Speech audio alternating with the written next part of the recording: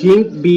এই সিরাপটা আসলে মূলত কেন লাগে, যারা কবুতর পালেন তারা জানেন, কবুতর পাখি যেই পালেন না কেন। তো আমি মূলত আজকে ওদেরকে জিঙ্ক সিরাপটা খাওয়াই দেবো 1 লিটার পানিতে।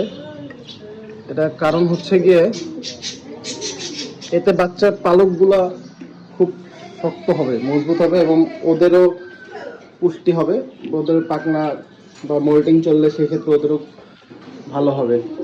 আর আমার এই পাখিগুলো যেহেতু এখন আবার ডিমে যাবে, ওদেরকে হারিয়ে দিয়ে দিচ্ছি অলরেডি, তো ওদেরও একটু পশম টসম ভালো মতন করতে পারে, সেই ক্ষেত্রে ওদেরও কাজে লাগবে।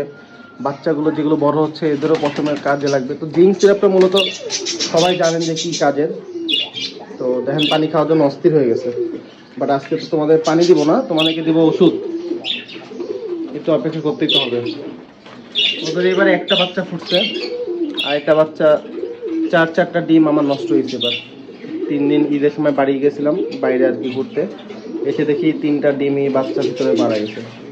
ওদের একটা আর ওদের 2টা।